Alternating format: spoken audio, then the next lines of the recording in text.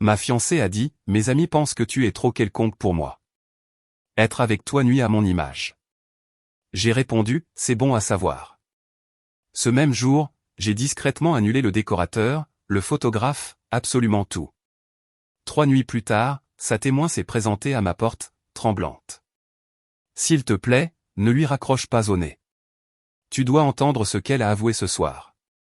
Je m'appelle Mathieu, j'ai 34 ans, et il y a 4 jours, ma fiancée m'a dit que je nuisais à son statut social. Au moment où sa témoin se tenait sur le pas de ma porte, me suppliant d'écouter, j'avais déjà démantelé tout notre mariage et fait la paix avec le fait que la femme que j'avais prévu d'épouser se souciait plus des apparences que de moi. J'étais avec Chloé depuis 3 ans, fiancé depuis 7 mois. Nous nous sommes rencontrés à une soirée d'amis communs quand j'avais 31 ans et elle 29. Elle travaillait dans les relations publiques pour une marque de mode de luxe à Paris. Toujours impeccablement habillée, toujours en train de réseauter, toujours soucieuse de l'image que les choses renvoyaient. Je suis ingénieur en génie civil, j'ai un emploi stable, un bon revenu, rien de tape à accent grave-l'œil. Je porte des chinos et des chemises la plupart du temps. Je conduis une berline française fiable.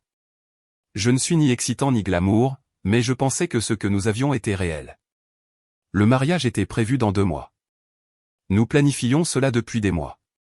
Le domaine était réservé, les faire-part envoyés, les acomptes versés pour tout, du fleuriste au DJ. Chloé était de plus en plus stressée par les détails du mariage, mais je pensais que c'était normal. Ce que je n'avais pas réalisé, c'est qu'elle était stressée à cause de moi. Lundi dernier après-midi, je suis rentré tôt d'une inspection de chantier. Chloé était en télétravail ce jour-là et était en appel vidéo dans le salon. J'ai entendu sa voix en entrant. Je n'y ai pas prêté attention. Je me dirigeais vers la chambre pour me changer. Puis j'ai entendu mon prénom. Je sais, disait-elle. Mathieu est tellement banal, genre il est gentil et stable et tout, mais mes copines n'arrêtent pas de demander ce que je lui trouve. Il n'a ni le look ni le style de vie. Être avec lui nuit vraiment à mon image. Je me suis arrêté dans le couloir. C'est gênant parfois, a-t-elle continué. Comme au vernissage de la semaine dernière, tout le monde était en haute couture à parler de leur voyage à Milan ou Tokyo, et Mathieu débarque avec une veste de prêt-à-porter grand public à parler de système d'assainissement. Je l'aime, mais mon Dieu, il est tellement ennuyeux. La personne à qui elle parlait a dit quelque chose que je n'ai pas entendu. Je ne sais pas, a soupiré Chloé. Le mariage est déjà prévu. Peut-être qu'une fois marié, je pourrais, je ne sais pas, travailler sur son image, le faire mieux s'habiller, réseauter davantage. Il a juste besoin d'être moins lui-même. Je suis resté là pendant probablement 1 minute entière à assimiler ce que j'avais entendu. Puis je suis discrètement ressorti de l'appartement, je suis allé à ma voiture et j'ai conduit jusqu'à un café. Je suis resté assis là pendant 2 heures à réfléchir. Mon téléphone a vibré plusieurs fois avec des messages de Chloé demandant où j'étais. Je n'ai pas répondu. J'étais trop occupé à faire la liste de tous les prestataires de mariage que nous avions engagés. Au moment où je suis rentré à l'appartement vers 19 h, ma décision était prise. Chloé était dans la cuisine en train de préparer le dîner, agissant tout à fait normalement. « T'étais où ?» a-t-elle demandé. Je t'ai envoyé genre 5 messages. J'avais des trucs à régler. Quel truc ? Juste du boulot. Elle a semblé satisfaite de cette réponse. Nous avons dîné, regardé la télé, nous sommes allés au lit. Elle ne se doutait pas que j'avais tout entendu, et je ne lui ai rien dit. Mardi matin, après le départ de Chloé pour son bureau dans le centre, j'ai commencé à passer des appels. D'abord, le lieu de réception. Ils avaient une politique d'annulation brutale. Nous allions perdre environ 60% de notre acompte, mais je m'en fichais. Annulé. Ensuite, le photographe, le fleuriste, le traiteur, le DJ, la décoratrice que Chloé avait engagée. Un par un, j'ai tout annulé. Certains prestataires étaient compréhensifs, d'autres agacés. Tous ont traité mes annulations. La robe de mariée était déjà payée et en possession de Chloé. Je ne pouvais rien y faire. Idem pour les invitations déjà envoyées. Mais tout le reste qui pouvait être annulé, je l'ai annulé. Mardi après-midi, j'avais démantelé tout notre mariage. J'avais perdu des milliers d'euros en acompte. Mais je m'en fichais. Je n'allais pas épouser quelqu'un qui pensait que j'étais une honte, qui me voyait comme un projet à réparer, qui disait à ses amis qu'être avec moi nuisait à son image. Ce soir-là, Chloé parlait des derniers détails pour le mariage, quel vin servir, s'il fallait une fontaine de chocolat, toutes ces petites décisions. J'ai juste hoché la tête, donné mon avis quand elle demandait, agi normalement. Elle n'avait aucune idée que rien de tout cela n'avait d'importance car il n'y aurait pas de mariage. Mercredi matin, j'ai fait un sac pendant que Chloé était sous la douche. Pas tout, juste assez pour quelques jours. Quand elle est sortie, j'étais assis sur le lit. Je vais rester chez mon frère quelque temps, ai-je dit. Quoi? Pourquoi? J'ai besoin d'espace. Le stress du mariage. J'ai juste besoin de quelques jours pour me vider la tête. Elle avait l'air inquiète mais pas alarmée. D'accord. Tu veux parler de ce qui te tracasse? Pas maintenant. J'ai juste besoin de temps. Elle a accepté, m'a embrassé pour me dire au revoir, m'a dit de lui envoyer un message plus tard. Je suis parti. Je suis allé chez mon frère Nicolas. Il vit à environ 30 minutes, à une chambre d'amis et n'a posé aucune question quand je suis arrivé avec un sac. Tout va bien, a-t-il demandé. Pas vraiment. Je t'expliquerai plus tard.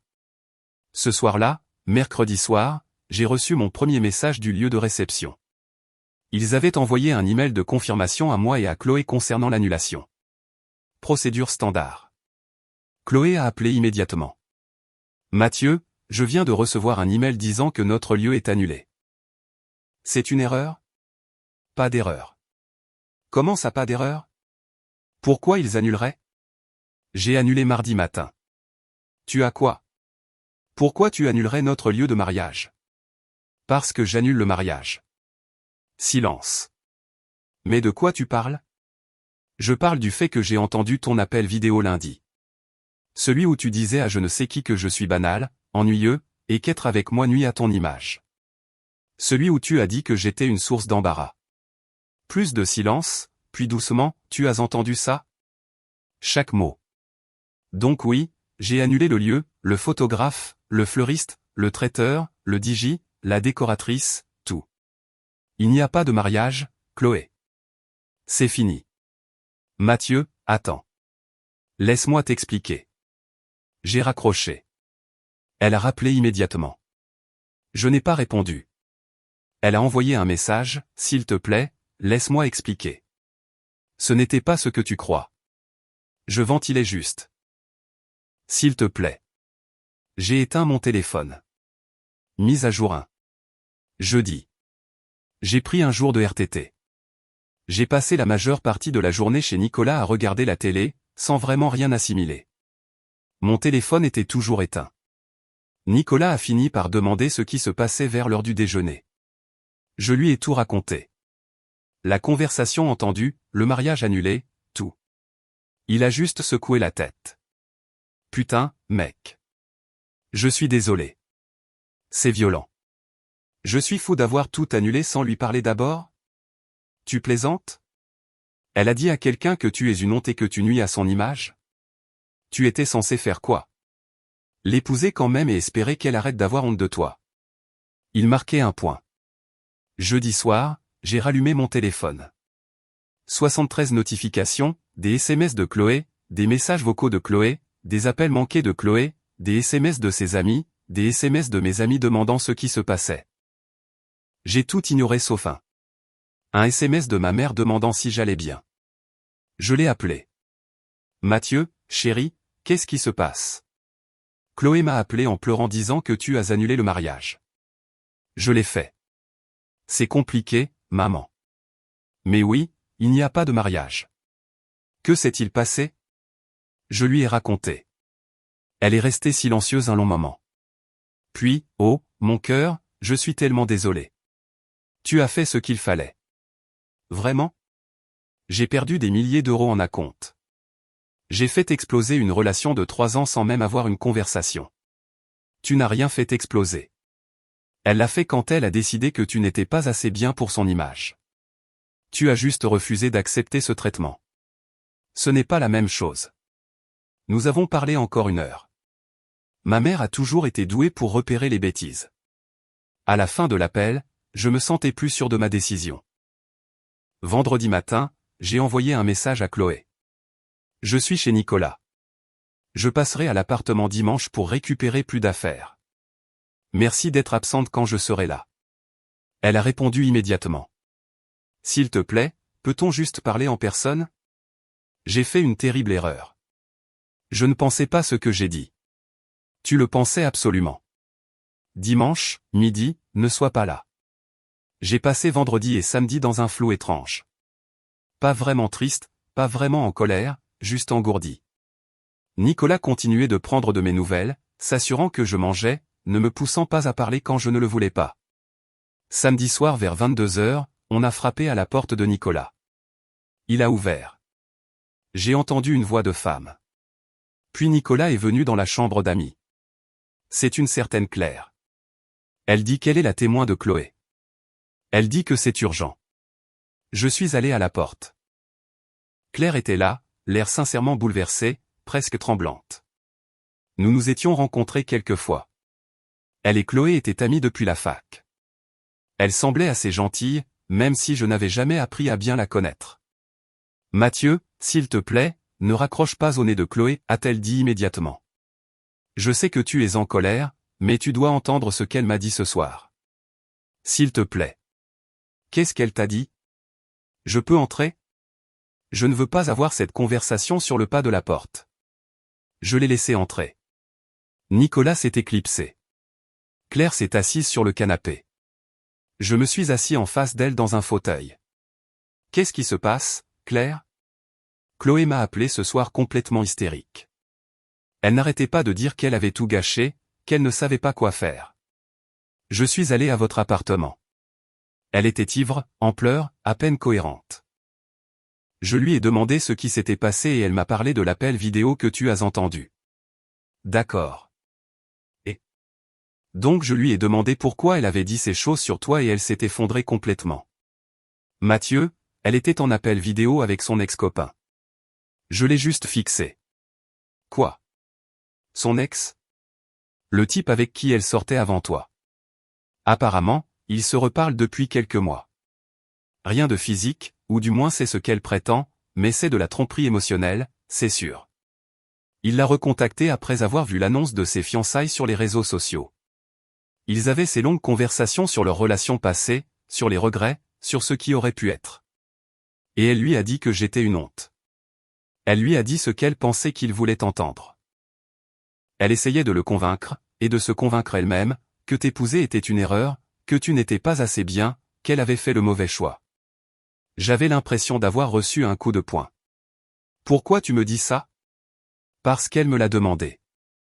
Elle a dit que tu mérites de savoir toute la vérité. Elle a dit que ce qu'elle lui a raconté n'est pas vraiment ce qu'elle ressent pour toi.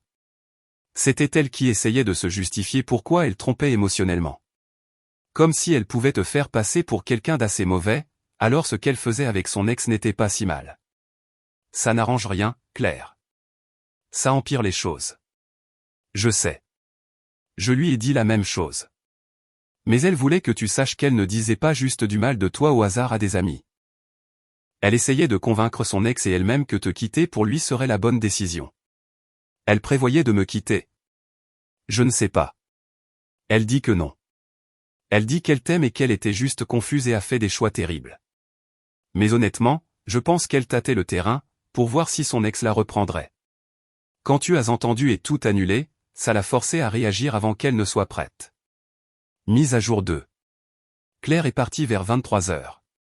Elle a dit que Chloé voulait me parler, voulait tout expliquer elle-même, me suppliait de l'écouter. J'ai dit que j'y réfléchirais. Elle m'a lancé un regard triste et a dit, pour ce que ça vaut, je pense que tu mérites mieux que ça. Mais je lui ai promis que j'essaierais. Dimanche matin, je suis allé à l'appartement comme prévu. Chloé n'était pas là. Elle avait respecté ma demande de partir, mais elle avait laissé une lettre sur le comptoir de la cuisine, 6 pages, écrite à la main, expliquant tout. Elle a confirmé ce que Claire m'avait dit. Son ex Hugo l'avait recontacté il y a 4 mois. Ils se parlaient régulièrement. Elle avait développé des sentiments à nouveau. Ou peut-être qu'il n'était jamais parti. Elle était confuse quant à savoir si elle faisait le bon choix en m'épousant. L'appel vidéo où elle m'avait démoli était sa tentative de convaincre Hugo qu'elle n'était pas heureuse, que je n'étais pas le bon pour elle, qu'il devrait réessayer. Mais Hugo lui avait dit non. Il voyait quelqu'un d'autre sérieusement et n'était pas intéressé à relancer leur relation. C'est pour ça que Chloé était restée avec moi, qu'elle continuait le mariage, parce que son plan B n'avait pas fonctionné. La lettre était pleine d'excuses. Elle disait qu'elle m'aimait vraiment, qu'elle avait fait des erreurs terribles, qu'elle voulait arranger les choses. Elle a dit qu'elle couperait tout contact avec Hugo. Elle a dit qu'elle était tellement désolée de m'avoir blessé. Je l'ai lu 2 fois. Puis je l'ai déchiré et jeté. J'ai emballé mes affaires, vêtements, livres, objets personnels. Ça a pris environ 3 heures, j'ai laissé ma clé sur le comptoir, laissé un mot de ma part. C'est fini. Ne me contacte plus. J'ai déjà entamé les démarches pour retirer mon nom du bail. Tu as 60 jours pour trouver un garant ou un nouveau logement. Je suis retourné chez Nicolas. Cet après-midi-là, j'ai appelé un avocat pour discuter de la situation du bail et des autres détails. Lundi matin, j'ai appelé notre officiant de cérémonie laïque, l'un des rares prestataires que je n'avais pas pu annuler immédiatement. J'ai officiellement annulé la cérémonie. Lundi soir, j'avais bouclé la boucle sur tout. Pas de mariage, pas de fiancé, pas d'appartement partagé, rupture nette. Mise à jour 3. Cela fait 3 semaines que j'ai entendu cet appel vidéo. Le mariage aurait dû avoir lieu le mois prochain. Au lieu de cela, je vis temporairement chez Nicolas pendant que je cherche mon propre logement. Chloé a essayé de me contacter plusieurs fois. SMS, email, se présenter chez Nicolas une fois jusqu'à ce qu'il lui dise de partir. Elle veut tourner la page, veut expliquer, veut s'excuser en personne. J'ai tout ignoré. Il n'y a rien qu'elle puisse dire qui changerait ce qui s'est passé. Claire m'a envoyé un message environ une semaine après cette conversation du samedi soir. Je suis désolé de la tournure des événements. Chloé est sincèrement dévastée. Elle sait qu'elle a merdé. Je ne te demande pas de lui pardonner, mais je pensais que tu devrais savoir qu'elle va mal. J'ai répondu, j'apprécie ton honnêteté, mais qu'elle soit dévastée ne change pas ce qu'elle a fait. Elle a essayé de m'échanger pour un ex qui ne voulait pas d'elle. J'étais son second choix, sa roue de secours. Je mérite mieux que ça. Claire a répondu, tu as raison. Tu mérites mieux. Je lui ai dit la même chose. Je suis désolé que tu aies traversé ça. C'était la dernière fois que nous avons communiqué. Mes parents ont été d'un grand soutien. Ma mère n'arrête pas de dire que je l'ai échappé belle. Mon père m'a dit qu'il était fier de moi pour m'être défendu, ce qui, venant de lui, signifie beaucoup. Les amis ont été divisés. Certains pensent que j'ai surréagi en annulant tout sans confronter Chloé d'abord. D'autres pensent que j'ai fait ce qu'il fallait. Le coût financier a été important. Entre les acomptes perdus et la rupture anticipée du bail, j'ai perdu environ 18 000 euros. Une leçon coûteuse, mais qui vaut chaque centime pour éviter d'épouser quelqu'un qui me voyait comme une honte et un bouche-trou. J'ai trouvé un appartement la semaine dernière. Un petit 2 pièces, rien de chic, mais c'est dans un bon quartier, et le loyer est raisonnable. J'emménage le week-end prochain. Nouveau départ. Dernière mise à jour. Cela fait 4 mois que j'ai annulé le mariage. La date à laquelle nous aurions dû nous marier est passée il y a 2 mois. J'ai passé cette journée à faire de la randonnée avec Nicolas, délibérément, sans penser à ce qui aurait pu être.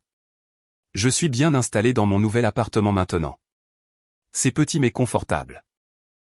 Je me suis concentré sur le travail, j'ai pris quelques projets de conseil en freelance à côté, j'ai recommencé à aller à la salle de sport régulièrement, j'ai renoué avec des amis que j'avais négligés pendant la relation.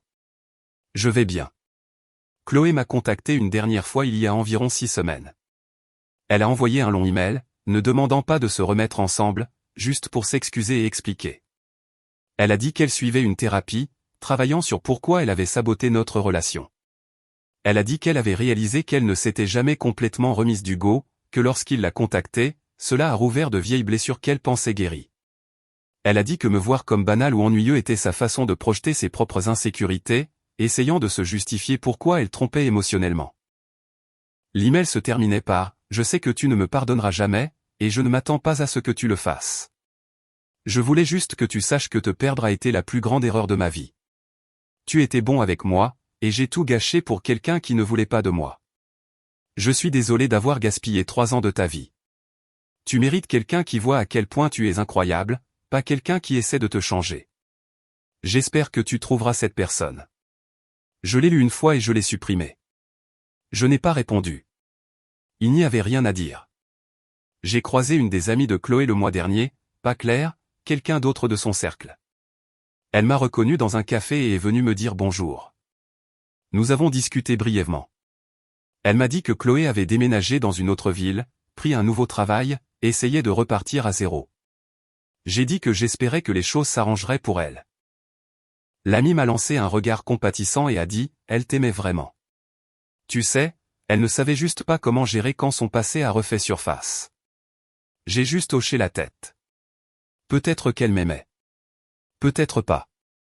Dans tous les cas, cela ne change pas ce qu'elle a fait. Je suis allé à quelques rendez-vous récemment. Rien de sérieux pour l'instant, mais je suis ouvert. Je suis plus prudent maintenant concernant les signaux d'alarme, concernant les gens qui me voient comme un projet à améliorer plutôt qu'une personne à apprécier. Je sais ce que j'apporte dans une relation. Stabilité, loyauté, constance. Ce ne sont pas des qualités excitantes, mais elles sont précieuses. Si quelqu'un ne peut pas voir ça, cette personne n'est pas faite pour moi. Nicolas m'a demandé la semaine dernière si je regrettais la façon dont j'avais géré tout ça. Si je souhaitais avoir confronté Chloé immédiatement au lieu de tout annuler et de partir. Non, j'ai dit, si je l'avais confrontée tout de suite, elle aurait essayé de tout expliquer, de me manipuler pour me faire croire que j'avais mal compris. Au moment où j'ai découvert pour Hugo, le mariage était déjà annulé, et j'étais déjà parti. Elle ne pouvait pas manipuler la situation ou me convaincre de lui donner une autre chance. C'est assez calculé, a dit Nicolas. Peut-être, mais je me suis protégé. C'est ce qui compte. Il a hoché la tête. Maman a dit que tu allais mieux. Elle a dit que tu semblais plus heureux que tu ne l'as été depuis un moment. Je suis plus heureux. Il s'avère que quand on n'est pas avec quelqu'un qui a honte de vous, la vie devient beaucoup plus paisible. J'ai beaucoup appris de cette situation. J'ai appris que lorsque quelqu'un vous montre qui il est, croyez-le la première fois. Chloé a dit à son ex en fait, mais j'ai entendu, que j'étais trop banal pour elle. Qu'être avec moi nuisait à son image. C'était la vérité. Tout ce qui est venu après, les excuses, les explications, les révélations de thérapie, n'était que sa tentative de gérer les retombées. J'ai appris qu'être le plan B de quelqu'un est pire que d'être seul. Chloé m'aurait épousé non pas parce qu'elle m'avait choisi, mais parce qu'Hugo ne l'avait pas choisi. J'aurais été son prix de consolation, l'option sûre, quand l'option excitante n'était pas disponible. Je mérite mieux que ça. J'ai appris qu'annuler un mariage coûte cher, mais pas aussi cher que de divorcer de quelqu'un qui ne voulait pas vraiment de vous au départ. Plus important encore, j'ai appris que je suffis exactement comme je suis. Je suis un ingénieur en génie civil qui porte des chinos et conduit une voiture pratique. Je ne suis pas glamour ou excitant. Je suis stable, fiable, peut-être un peu ennuyeux. Et c'est très bien comme ça. La bonne personne verra ses qualités comme des atouts, pas des inconvénients. Chloé n'était pas cette personne. Un jour, je trouverai quelqu'un qui le sera. Je suis Mathieu, 34 ans, célibataire, vivant dans un petit appartement, reconstruisant ma vie après avoir annulé un mariage 4 mois avant qu'il ne soit censé avoir lieu. Certains jours sont plus durs que d'autres. Mais la plupart du temps, je suis content d'être parti quand je l'ai fait. Je suis content de m'être choisi moi-même plutôt que quelqu'un qui me voyait comme trop banal, trop ennuyeux, trop problématique pour son image. Je suis content d'avoir reconnu que je méritais mieux que d'être le second choix de quelqu'un.